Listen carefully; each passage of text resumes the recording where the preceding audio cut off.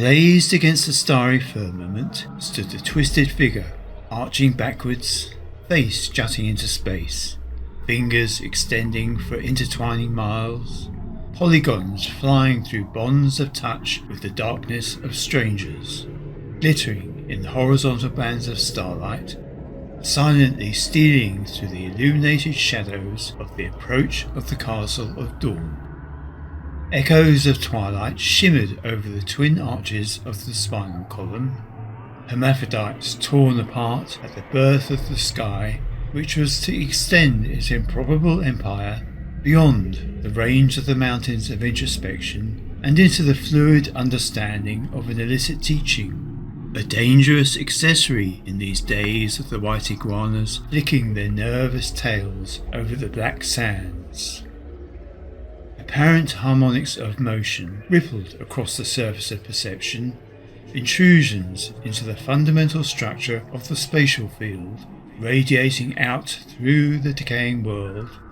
mysterious messages penetrating the distance between despair and the hope for a new beginning in a multi-layered world of ever-shifting complexity, constantly updating the spurious realities of the beautiful ones, whose every tiny movement cascaded and multiplied everywhere.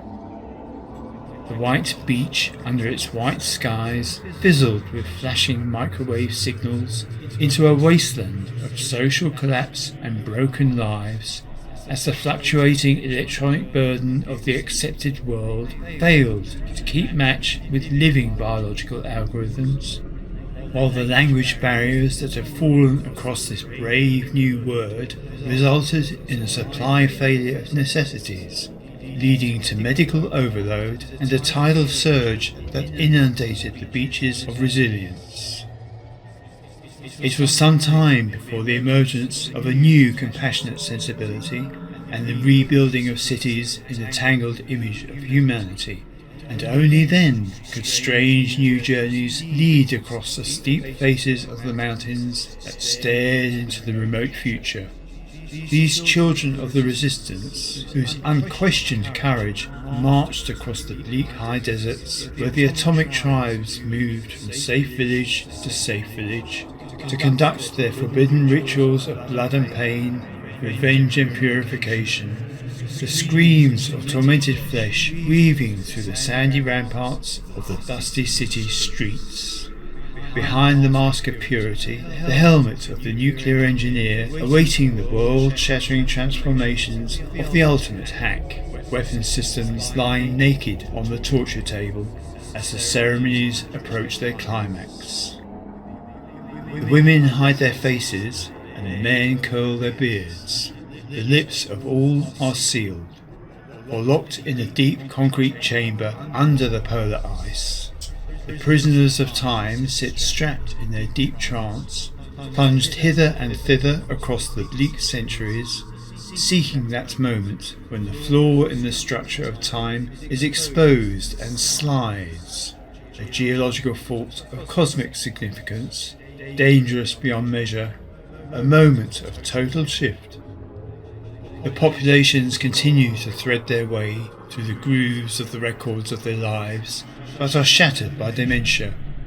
At the borders, the military tensions intensify, and in the bunkers in the grassy slopes of unreason, weapons are bared, powerful and cruel, waiting for a signal, a car crash perhaps,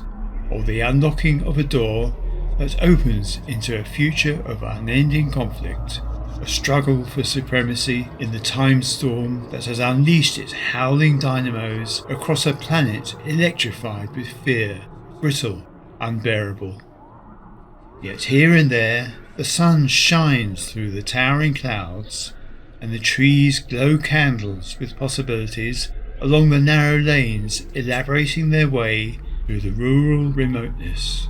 Small stone buildings rise from the shattered ground, laughing with children and a life cautiously resumed, where the fields glow with the golden seeds of songs, and where the many carefully tinted layers of finely wrought thought carve their way through the rock-hewn caves of protection to reveal less mundane interpretations from distant dimensions. where radiant feathered beings play their lofty games, spilling mirth from their jewelled lips.